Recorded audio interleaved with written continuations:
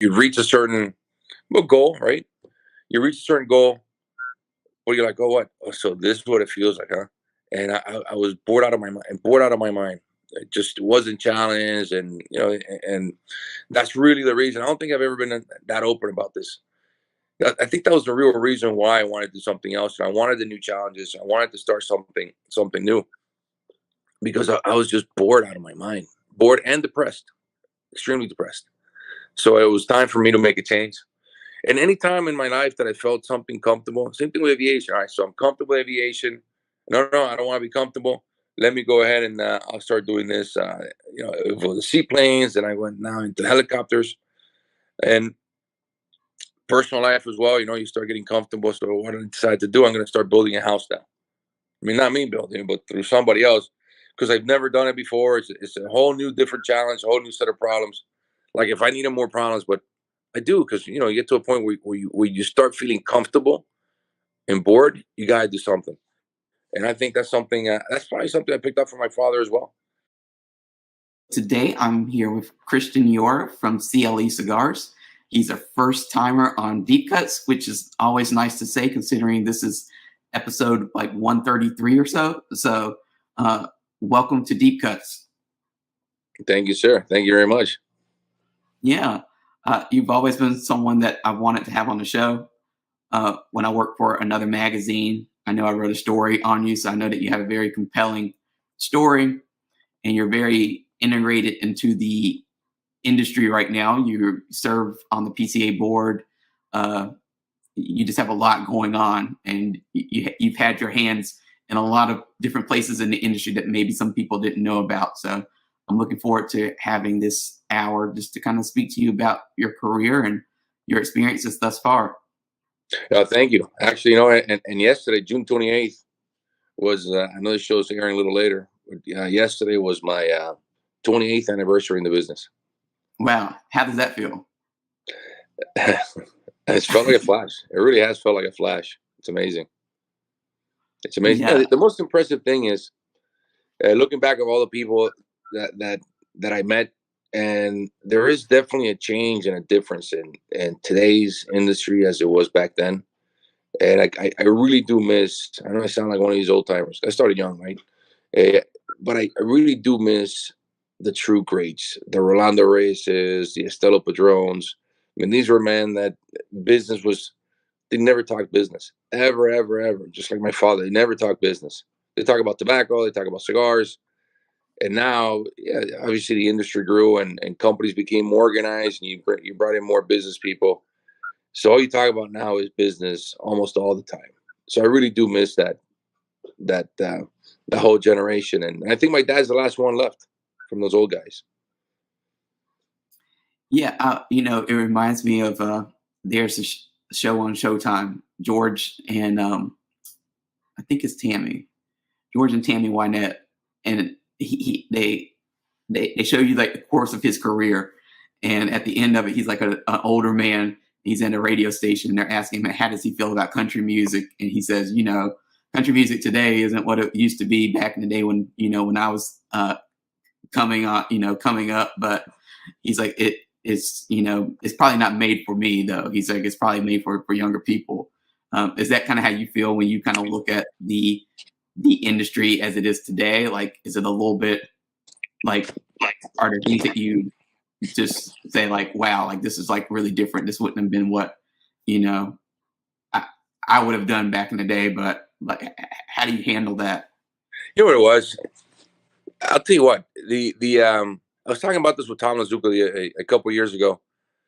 We used to go to Dortmund, right? Dortmund Fair in Germany, and in that Hmm. trip, there were, and I'll give you a couple of names from the past. Yeah, there was Tony Barhani would go on these trips. Tim Osgner, who just came back in. It would be Nick Perdomo. I mean, we would see Rocky, not that often. Lito going. So anyway, all of us, because we all started about the same time, and during the last boom, 95, 96, and everything to us was eye opening. Everything, every little experience was eye opening. We would enjoy the trips, and that there was a tremendous amount of innocence. And yeah, we had good business, but nobody was like super organized as a company yet. And we all had. I felt back then we were a lot closer to each other. and we were able to tell stories. And I mean, now we got, we were just at TAA a couple months ago, and I sat there with Rocky till late at night, man, and we started telling these stories and just laughing to the point where tears are coming out. He goes, "Man, dude, we didn't know anything," and just the innocence of it all was was pretty interesting for us. Wow. We're going to touch on a little bit of that later on, but first, like, let's establish who you are. So you grew up in Honduras, correct? Yes, sir. So what was your childhood like? What was it like growing up in Honduras, growing up within this industry? When I was,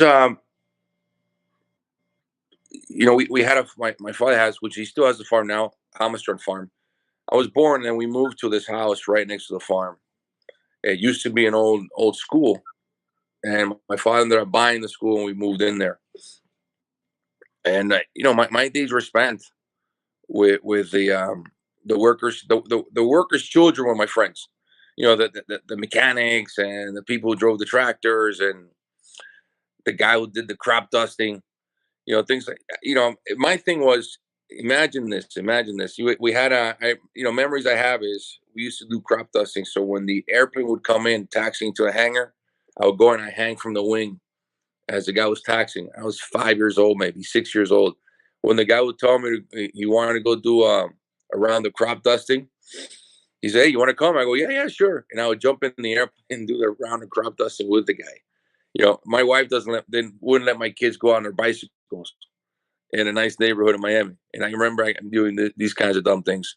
I learned how to drive around that age as well. We had these Suzuki Jeeps pulling tobacco. So to me, being around tobacco was just absolutely normal.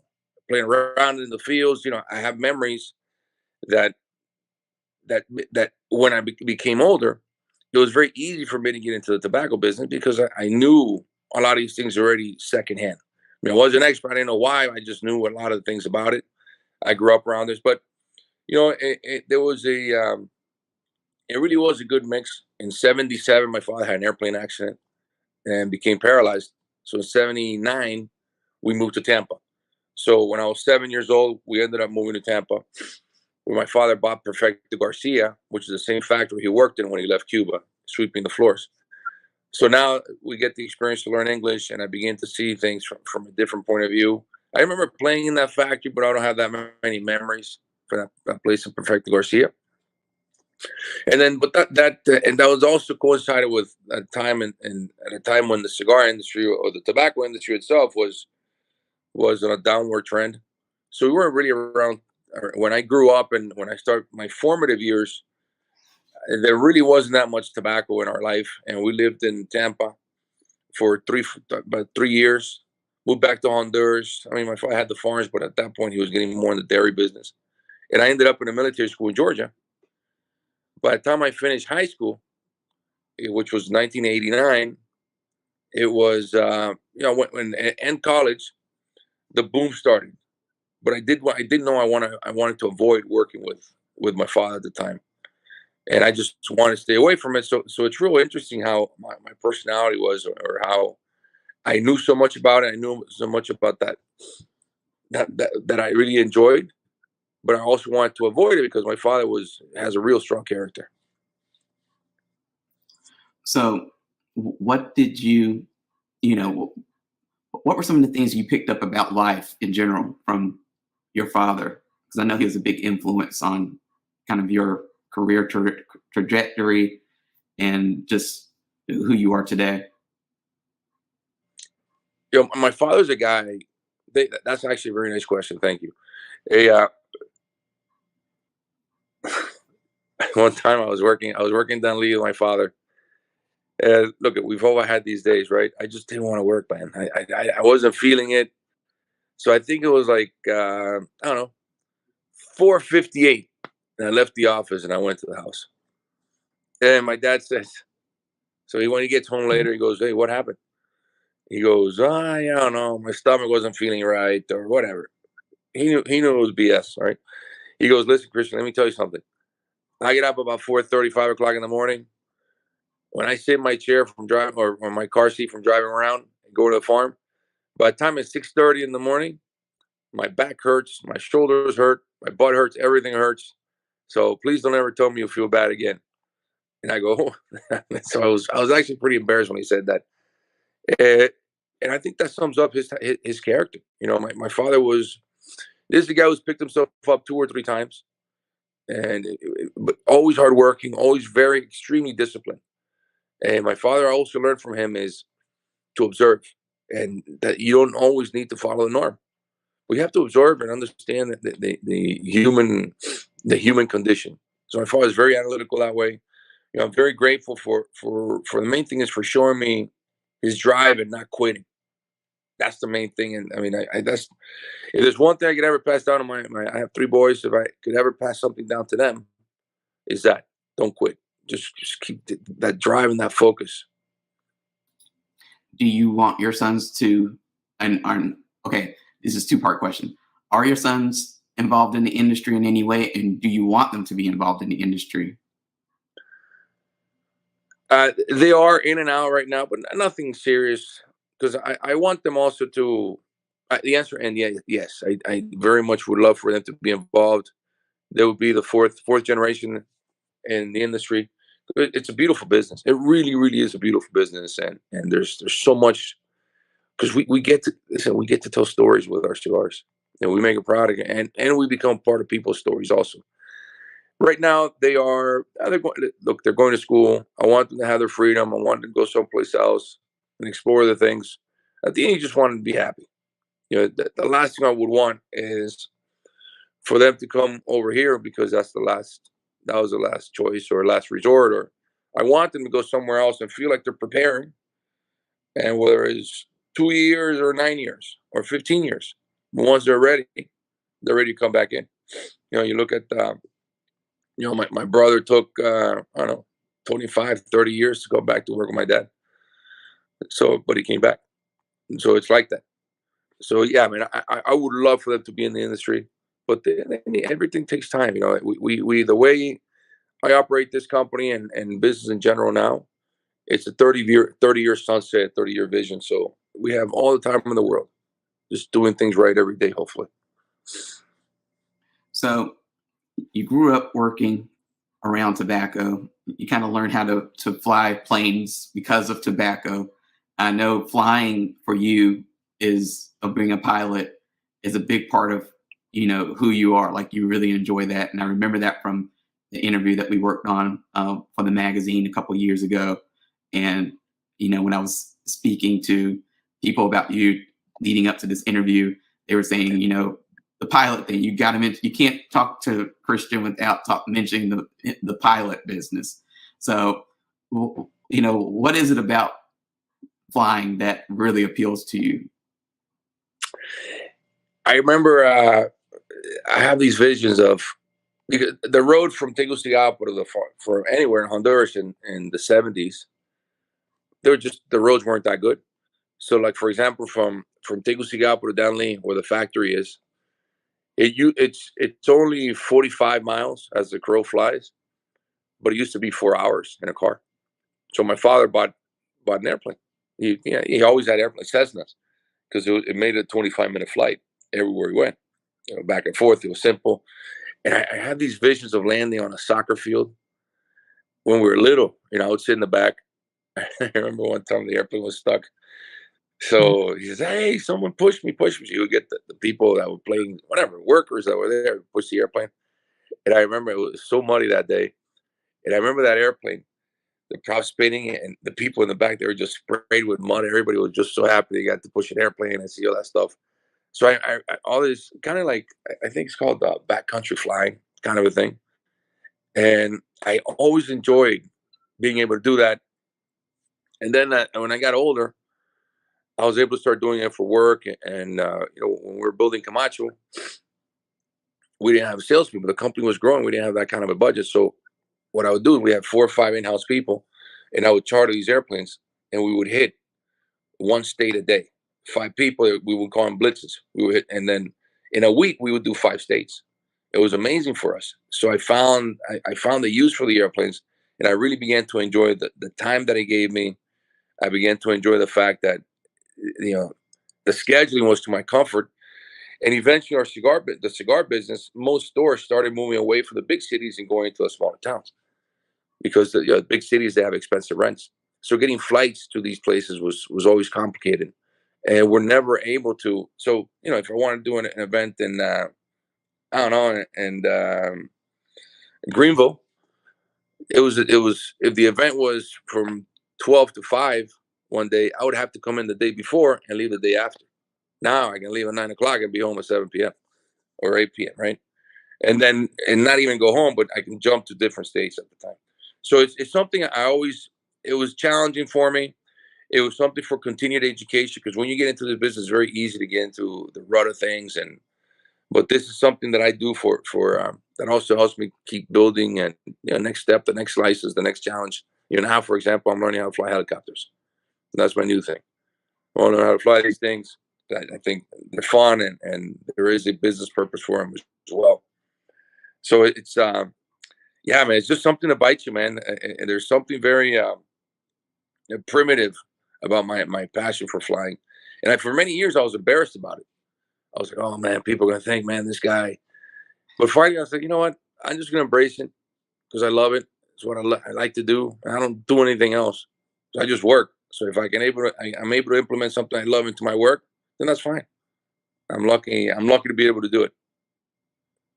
And I like that idea that you just put out there about, you know, having, I don't even want to call it a hobby or just an interest that has a continual, like, it doesn't have like a real endpoint. Like you're going to continue to Yeah. get into this, go for the next license, go for the next thing. Cause I think that's important in business too, because, there's so many people sometimes they get into a business and they get into a certain position and they're just like, I made it, or they have this mentality of complacency and they stop learning. They think they know everything. They think, I'm at the top now. There's nothing else for me to do.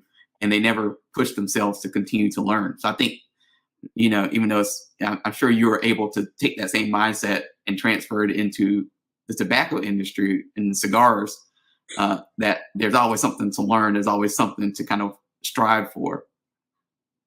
Well, listen, Antoine, and in life in general, comfort is your enemy. The moment you get comfortable, you can just forget it. Look at, we sold Camacho and I was 36 years old. Obviously, my father and I we were in completely two different stages of life. And, I think my father was 70 something, 70 maybe. So, and I was 36. I can tell you that the people were nice.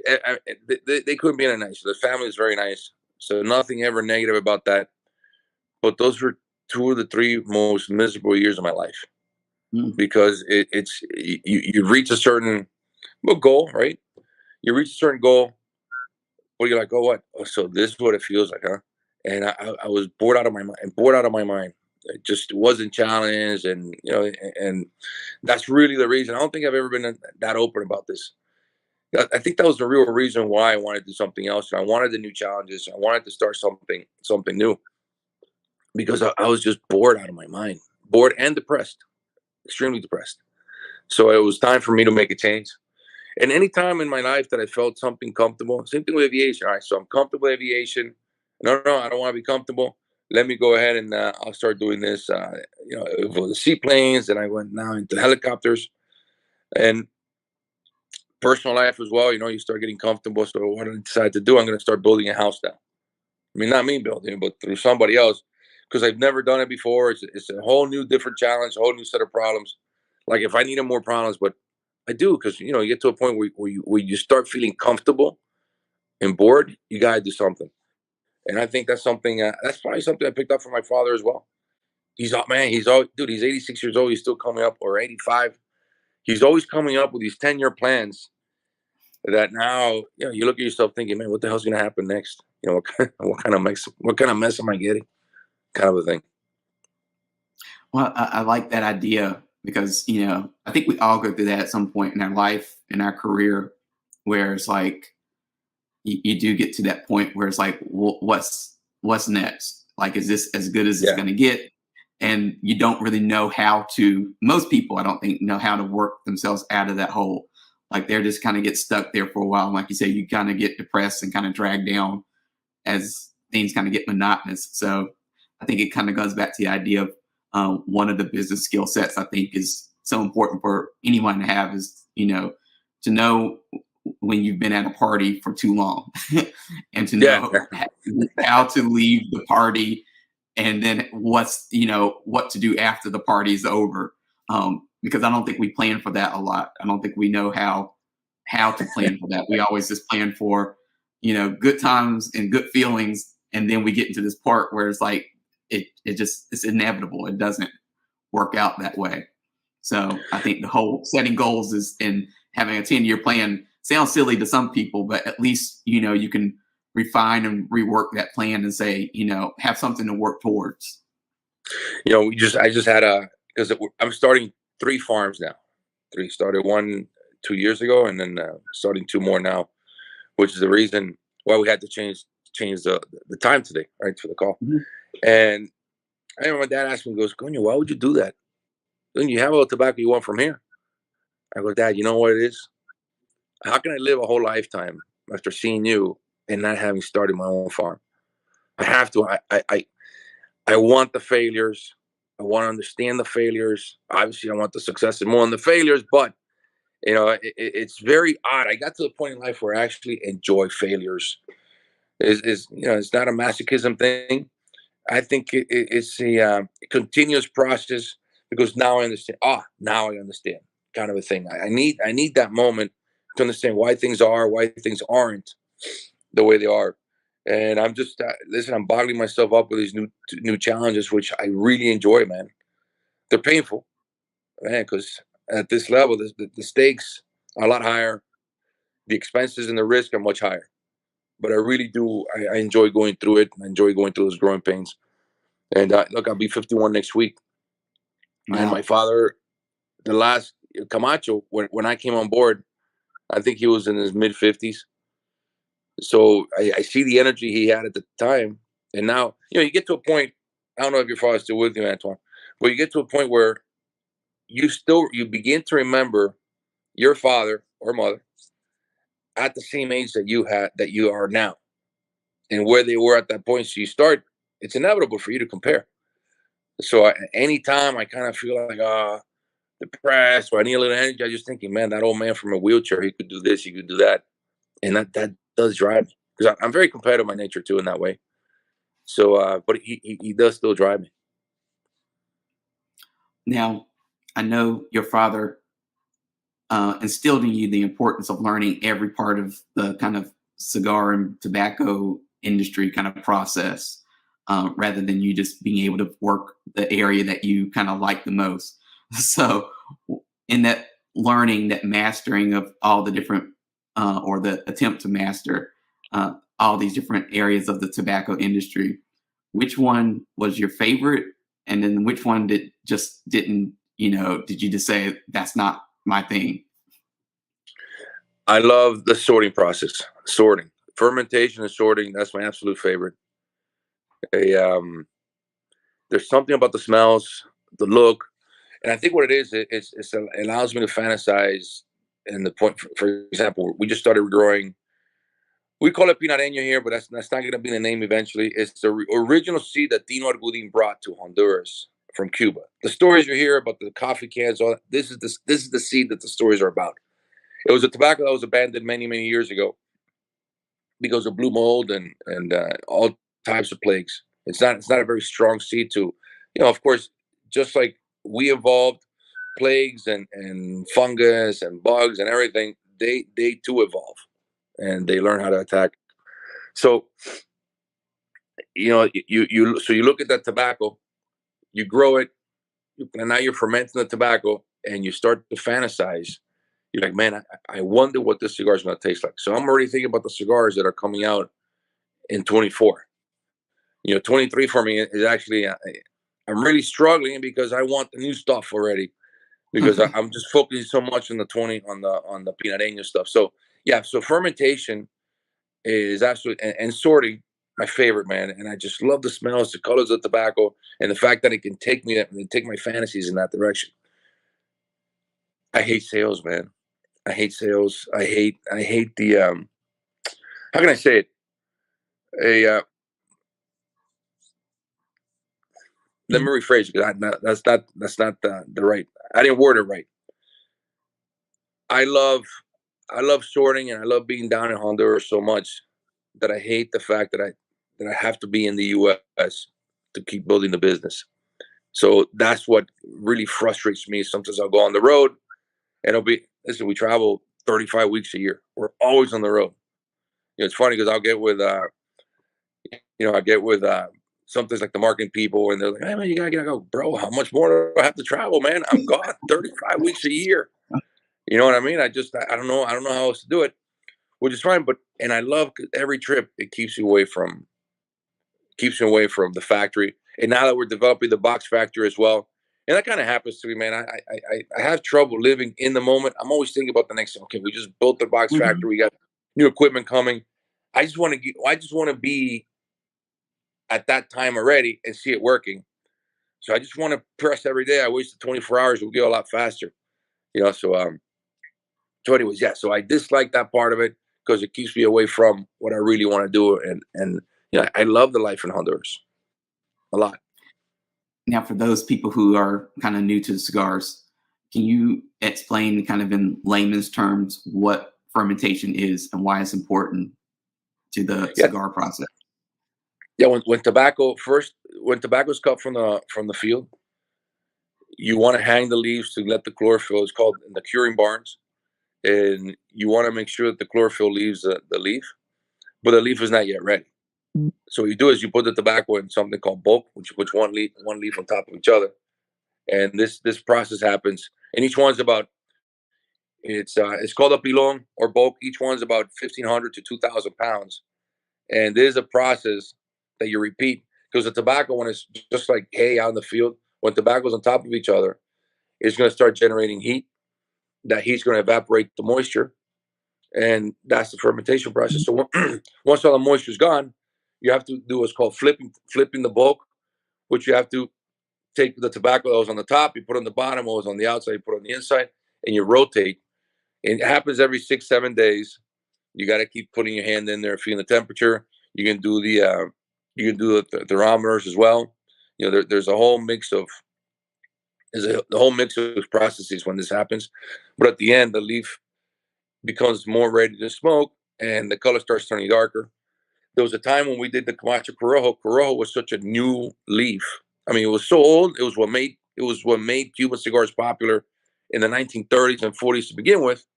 But it was abandoned in '87 because of blue mold. Everything I told you. So when we launched Corojo in 2000, the Camacho Corojo, the authentic Corojo seed, not the hybrids, it completely revolutionized the cigar industry to the point that Cuba started using the name Corojo, and I was unable to protect that name. And now, I regret it because I was only 29 years old, 28, 29 years old. I wish I had the experience I had now because I would have fought a lot more and I would have owned the Corojo name because the registration, the trademark was given to me by Daniel Rodriguez, the people who developed the person who developed the seed and had the trademark. So, it's once the fermentation. So because the tobacco became so popular, other people were trying to compete, and the only way that they would do it, they would make the cigars with unfermented tobacco or tobacco wasn't fermented all the way through, just so that people could feel the body. But really, it was just rawness, and you would get this taste back here.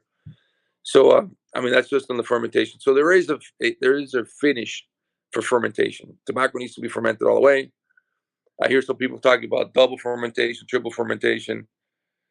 I really don't know what that means. To be honest with you, maybe I'm not going to sit here and tell you I know everything about tobacco. From what I know, there's only one way to cook, only one way to ferment tobacco when it's finished. That's it. Just like meat. You can have meat rare, medium rare, or medium well done. That's it. I don't think you can't double cook meat, kind of a thing. That's my opinion. But again, I don't know it all. I don't pretend to know it all either. So, but I still don't know what that means. I hope one day I can learn.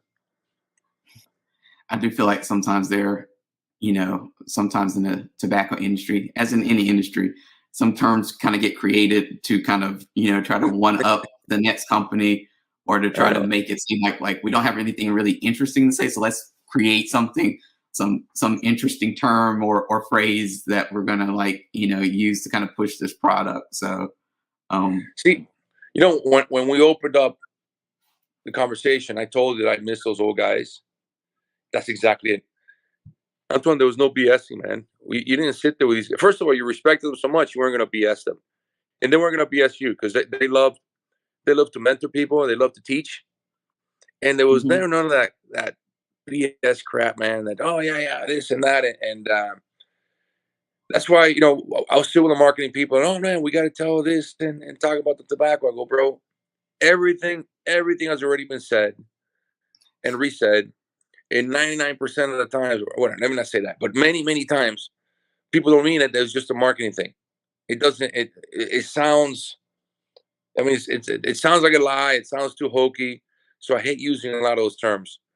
Terms like aniversario, terms like limited, exclusive, stuff like that. I hate those terms, man, because it's really not. I don't think it connects that much anymore because it was done in such a poor way. People try to outdo. So I like the cigar to stand on its own. Matter of fact, I would love my dream is just like when I had the Camacho Corral diploma, which I had cigar with no band. I dream of being able to do another cigar without a band into the marketplace. It's just really hard. It's really hard now, and it's hard to. There's so many more brands now. It's hard to stand out that way. But I want to do it because I think that's just like the coolest thing ever, man. That's like having a chiseled body and going to every party with no shirt on, man. You know what I mean? So that's I can't do that anymore. But I wish I could pull that off with a cigar. Now, what year did you start CLE, and what was that first year like of having your own brand? Man, I started in 2012. So listen, when I came into Camacho, it was the boom time, and I served the purpose. I was learning the factory, the farms, learning all that stuff. But my main contribution was opening up to the world of tobacco, where because we couldn't get enough tobacco. Our production was sold 18 to 24 months ahead of time. So I had to go to Indonesia, Bangladesh, and these other places. So I was able to grow a company that already existed, but I'd never started anything from scratch in the cigar business. Yeah, a seaplane company, I had other companies, other things, but starting from scratch was, man, it was hard. Getting a phone line was hard. Getting your stationery. Not that we use that much stationery anymore, but I mean, 12 years ago we're still using stationery. 11 years ago, we opened up July 2nd, 2012, and that week we took a road trip. Back then, Robert Caldwell was with us. It was Tom Lazuka and this kid out of Michigan named Nook. I mean, we call him Nook. His name was Lucas Mercer, and we took a road trip. So I pulled Tom from Davidoff because he was in that perch. He didn't want to get off because Davidoff didn't want to let him go, and they just kept making really really good offers. I said, bro, come on, man, you gotta man up. What are you doing? You gonna stay in the porch? You're gonna come run? So finally, he said, okay, fine, I'll do it. So we go on that first road trip. We didn't sell anything, nothing. But it was the week before the trade show in Orlando. We didn't sell anything. So there was a lot more humor then. Tom was miserable that week. I'm thinking he was thinking, man, what did I do? What did I do to myself? I can't believe I walked away from that for this. Uh, yeah. So first, but something happened like the fourth or fifth day when we went to visit Corona Cigar.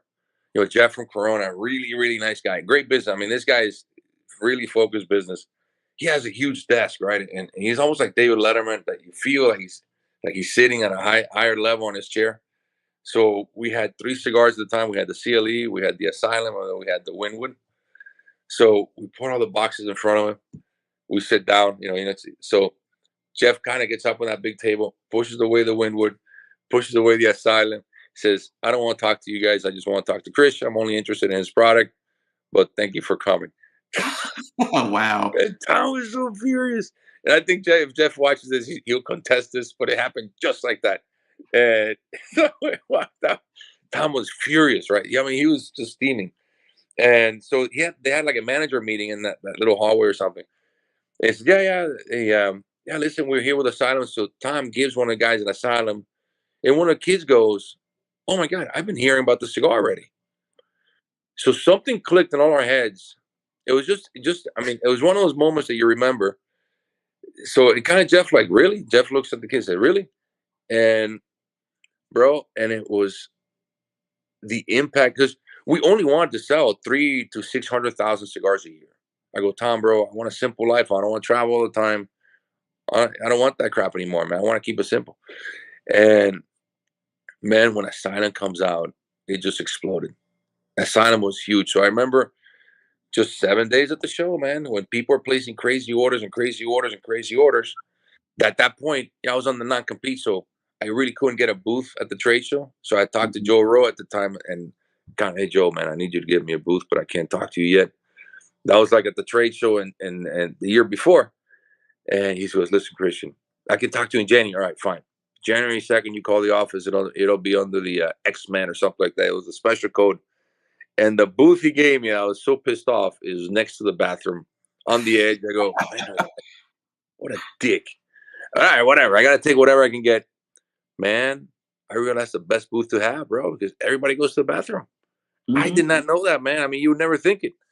So if anybody from the anybody is new, get your booth next to a bathroom always.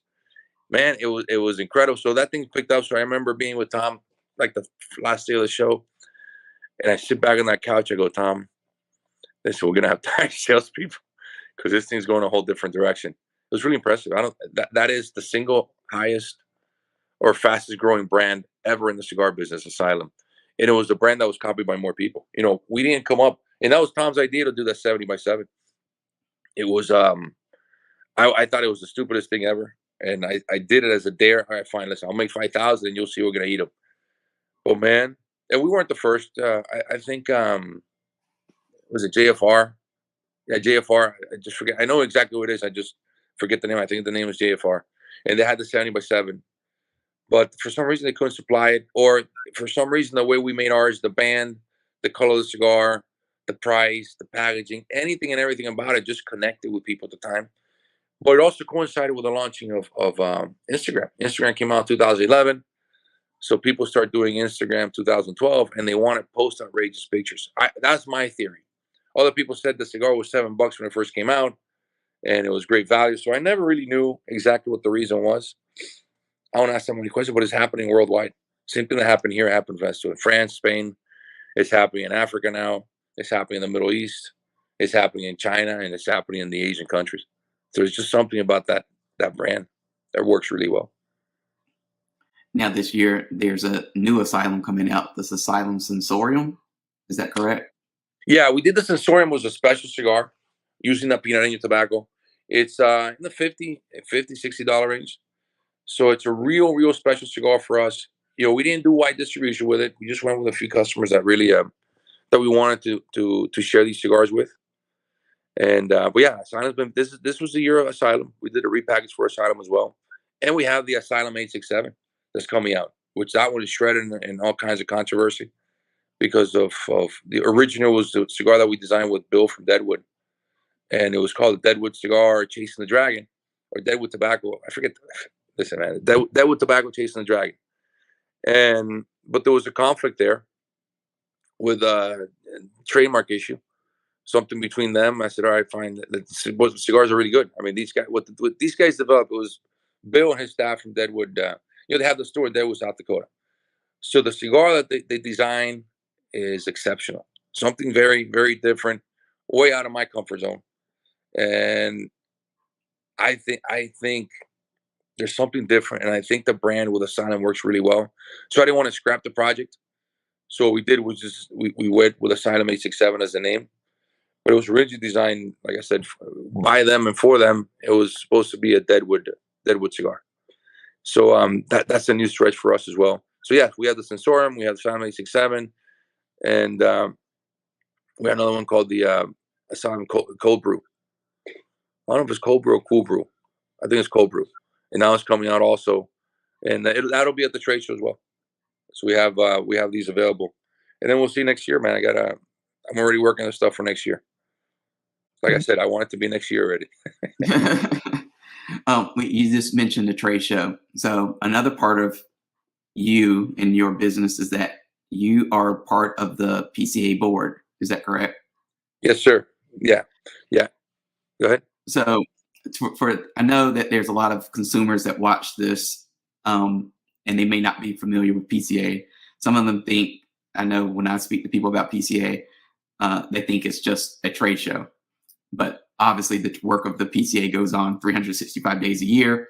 So, how would you describe the PCA to someone who's unfamiliar with it? Well, listen, the PCA is the one.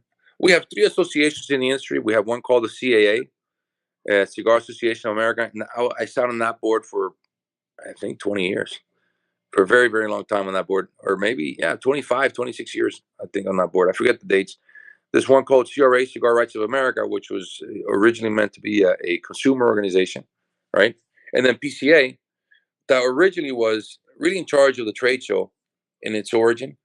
But at the turn of the century, imagine the turn of the century, in the late 1990s, when Meathead over in California, Rob Reiner, passed the first smoking ban in California. And this is something, I mean, listen, Antoine, you're young. A lot of people out there are much younger, but imagine you walk into any restaurant and they would ask you smoking or not smoking. When you're on the road, you learn, listen, you always ask for the non-smoking area because that's where the hot waitresses are, and the ugly ones, they stick them in the in the smoking area. So when Rob Reiner came out with the first smoking ban in California, and he comes out and he says, look, we're going to ban smoking everywhere in the world. And I thought that was such a crazy concept. So, man, wasn't he right? It just happened like that, man. It happened in months, a couple of years. The whole world went non-smoking, it seems, right? So there really wasn't that much of a need for lobbying or any sort of representation. And CAA was doing most of it at the time because it was really the only association that was organized. But then in 2007, 2008, we get hit with S-chip. S-chip begins to flare up. S-chip was this tax that put at the retail level, was almost like $1 extra per cigar. And we were trying to avoid it. And we realized that one association wasn't enough. And we realized how poorly organized we really were as an industry. Extremely poorly organized. Or, which is my real suspicion, is that politicians realized that here's another segment that we're not getting enough money out of, in lobbying money and campaign money, all that crap. And said, all right, let's stick these idiots in the pot too. So all of a sudden now we're part of the stew, right? So PCA really began changing its direction to become an advocacy association. Yes, Trace was a big part of the association. Trace was a big part of what he does. I mean, Trace is what you see. That's the face. That's the tip of the iceberg. Maybe you can almost make the analogy that way. But PCA is now more and more getting involved. Or actually, no, not more and more. It's completely and fully involved in lobbying and advocacy for the industry. It's amazing, and I think Antoine, hopefully we can get to the point where, as a board member, I'm almost not directing you, but I'm telling you my wish is that we can really get the consumers involved as well, and bring everybody else into the fold. And that's on you, Antoine. You're being you're being voluntold. I was like, say full disclosure for those watching and listening. Like, I am the content director for PCA, but I always like to have, instead of me telling you what my definition of PCA is, to have one of the board members kind of tell you what PCA is, because I think you tell them in a much compelling way. But I was, what the truth is like, I've been filming a couple episodes this week, knowing that PCA is next week. So obviously there's going to be on the show coverage for PCA, and hopefully I can do a little bit for deep cuts as well while I'm there.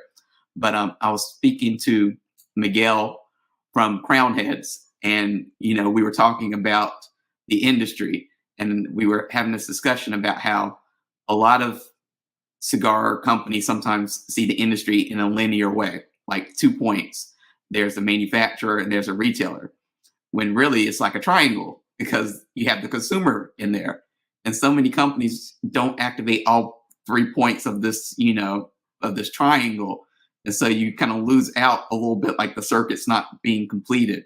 So you can't really, in order to really have success or really get across anything, whether you're selling a product or selling a message, like you have to have buy-in from the consumer and also from the retailer, if you're from the manufacturer point of view. And then of course that works either way from whatever point of the triangle you're working from. So as you said, like, the consumer needs to be part of the conversation so that we can, better communicate what we need. And I think for that, from my point of view, content is where that comes into play, because you have to provide them context for why they should care. Like, if a bill comes out and says, the FDA is trying to tell manufacturers how they have to run their factory, which seems crazy to some people, but that's actually a bill that's being considered. They need to know how a factory really works and why that doesn't, why applying the same rules as a pharmaceutical company or how they run their factories to a cigar factory doesn't really, match up or work. So you and I have a whole lot of work to do in order to kind of move the conversation forward and to get, like I said, more just participation from all parts of the industry into what we're doing. Well, you know what happened on the consumer side? So imagine, people don't accidentally smoke a cigar, right? People really, really plan to go smoke a cigar. Hey, man, I get out of work at 5:30. I'll be at the shop at 6:15. Man, I really want to smoke this new cigar. I just saw the Antoine show. I want to try that Asylum 867 or the Sensorium. So they plan on that day. So imagine you get to the store, you buy your cigar. I don't know, you sit down at your spot. I don't know if you listen to music. I don't know if you got some buddies there, or you simply go into the corner and don't want to talk to anybody. You light up your cigar. You begin to enjoy. You just paid, I don't know, $8, $15, $50 for that cigar. And all of a sudden, some idiot shows up. Hey, man, did you know trying to take your cigar rights away, and you want to do this, and they want taxes, and they want to out of it? So I'm like, dude, that's not the right approach, man. The guy just wants to relax. He wants to escape the world. Maybe that guy didn't want to go home to his wife, or maybe maybe there's I don't know, maybe this lady that's just smoking cigars and she just got promoted, wants to celebrate. No one wants to hear anything negative. So I think that's one thing that was very challenging on the consumer side. How do you really bother people when they're looking for their own comfort at that moment? So listen, it is challenging, but I think the PCA is doing really good things, and when you walk up and down the halls and you hear that sometimes legislation goes through because of one phone call. There's so many issues that are really not that important, and cigars are, as much as because it's our world we get it, but in their world it's not that big an issue, and sometimes 1, 2, 3, 4 phone calls, because they have a list. You can call and complain to your congressman. We're taught to do that since elementary school, and they keep a list. They don't really care about the reason most times. They just have a tally, yes or no. And if that tally, they got one phone call for yes and 5 for no, that just says, okay, whatever. Or we'll go with no, because we can't assume that these guys have a strong position on cigars. I mean, we had a handful, but not everybody else. You talk to someone like I don't know, AOC. AOC probably doesn't even care. So she probably just thinks it's cigarettes. Okay, what's everybody else doing? Did we get any phone calls? And she'll vote yes or no depending on the phone calls. And I do think, in terms of, because I always have worked in the industry from the media content side. So I do feel like we have to provide people with stories, with education that tells them what is the difference between a cigar and a cigarette, because there are so many people that they just don't know, because they're told they're all the same thing, and they just don't know. They don't have any context for that. And I also think, that we have to figure out how to get messages to people or meet people where they are, because there's so many, like in the cigar industry, there's so many magazines out there. But I think we're reaching this point where people aren't really big into reading. It's really hard to get somebody to sit down these days and read a story that takes, if it takes more than 30 seconds for them to read, because 30 seconds is maybe what they will spend looking at a video or something like that. It's just really hard to get people to read. And I know that that's our main mode of communication in the industry, but it's like, we have to kind of move forward to like audio and video, because that's where people are. Like, they spend time on, people spend hours on YouTube just going through video to video to video. They spend time on TikTok, 30, 10-second videos. Like, how can we condense down our messaging to, 10 seconds and maybe split that message into like 3 or 4 different videos to get the full message across? But I think we have a lot of, like I said, as an industry, in terms of communication and content, we do have a little bit ways to go because there's so much activity built around PCA. You see so many different media going out there doing videos and stuff. And then afterwards, it kind of gets a little bit quiet until the next trade show. It's like, how do we keep that conversation going throughout the year where it's like really busy and really engaging and get people, in that PCA Super Bowl mindset, like I said, throughout the year, outside of those 3 or 4 days of the trade show. Yeah, man. Listen, it's always a challenge, right? How do you do it? Like social media, we started exploring Instagram, and we found videos have to be 6 to 8 seconds. It's amazing. And it's really hard to deliver a message in 6 to 8 seconds. And oftentimes people don't have their headphones in either. So it has to be a visual communication very quickly. Yeah, man, listen, I'll tell you what, I'm glad we're in the cigar industry and not in the, I don't know, beer or soft drink industry where their message is even harder. Because I don't know if anybody else watches TV like I do. I skip through commercials. Now you just record everything and then you just fast forward through everything. Because I don't want to listen to any of that crap. It drives me crazy. And there really haven't been that many compelling commercials. So in our industry, how do we keep the communication open? And I think the only way to do it is to keep trying, Antoine, different avenues. And I like this format that you have. I really do. And we'll help you get out there, because I think education is also very, when you're really into something, for example, now another hobby that I have is I like building cars. Right, when I get too bored, I build cars. So now I'm building this. I just bought this old Mercedes, the G-Wagon, and the things that I want to do to it. And that's all I do, man. I'm hyper focused. I'm watching videos on this crap now, and that's all I do. So I want to think that people, when they get into cigars, are the same way, and they're yearning for good content. So I think you just have to produce quality content. Exactly. You talked a little bit about Asylum's new releases. Is there anything new coming out from C.L.E? Especially, like I said, by the time this airs, we'll be in the middle of 10,000 announcements of new products from other companies. So yeah, I know, man. Yeah, no, that's it.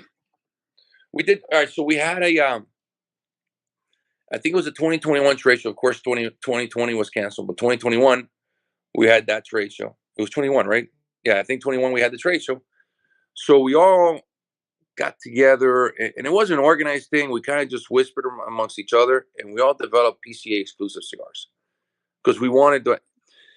It got to a point where people started becoming, how can I say, the popularity of the show was going a whole different direction that we wanted to go. So not many people were, more and more people every year were not going to the trade show. So we wanted to do something different, and we started PCA exclusives.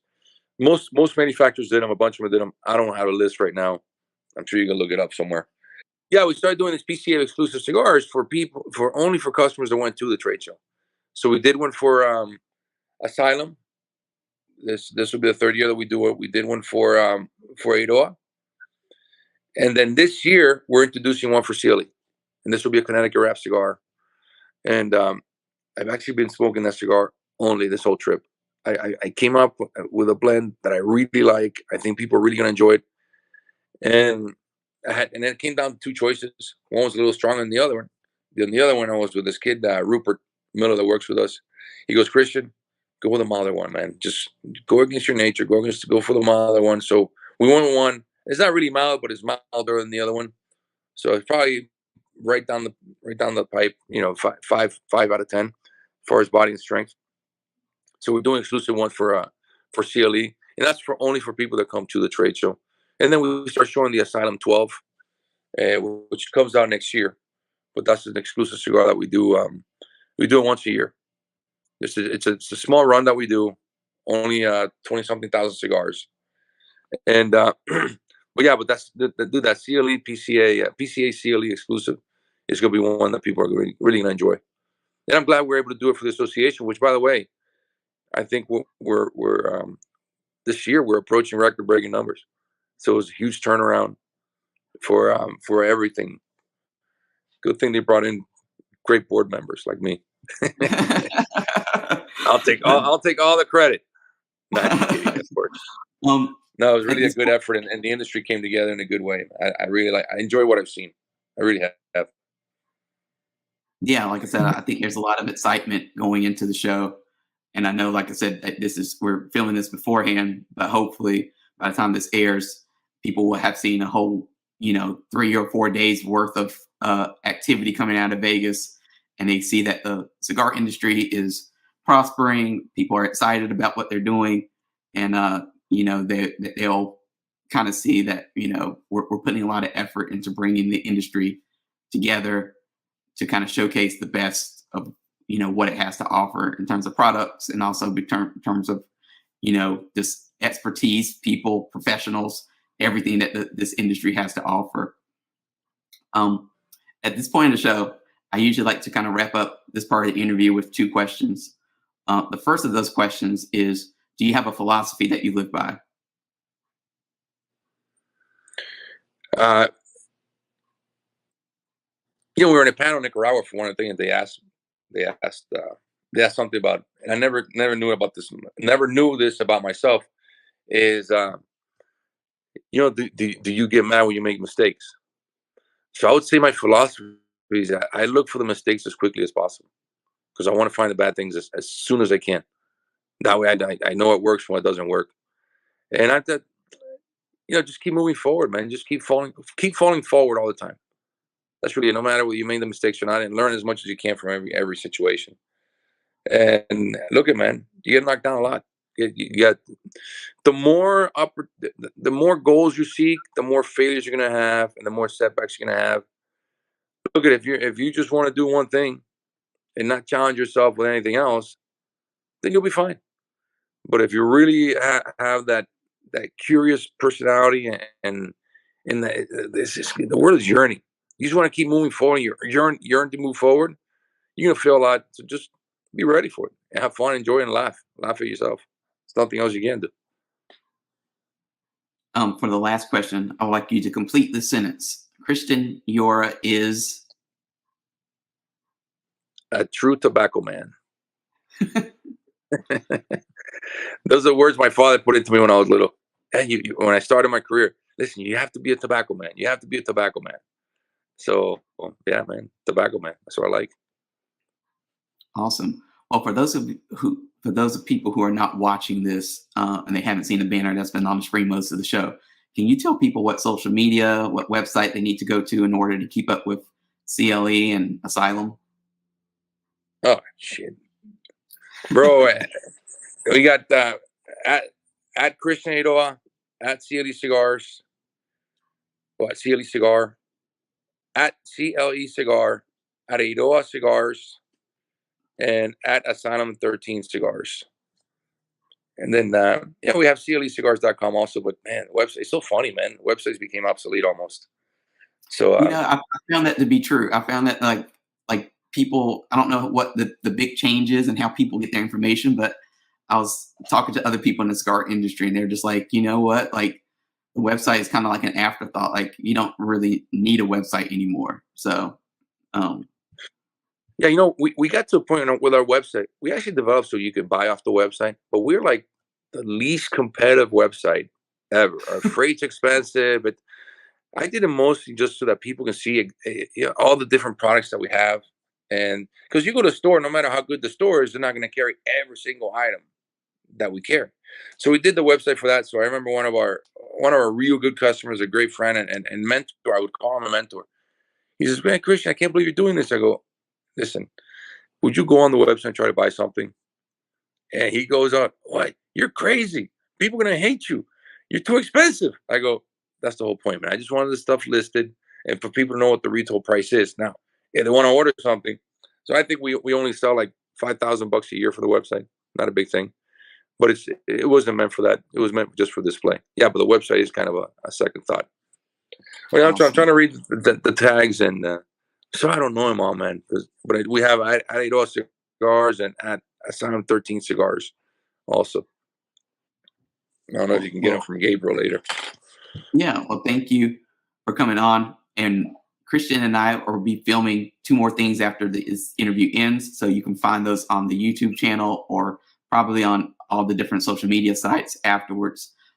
If you missed any of this interview, you can catch the full on the channel, which is youtube.com/deepcutslive, or you can go to deepcutslive.com, and all the other 130 plus episodes of Deep Cuts are there for your viewing and listening pleasure. Thank you, Christian, for coming on. And like I said, we're getting ready to film 2 more things with Christian, but thank you everyone for watching this episode, and YouTube will be recommending another video for you to watch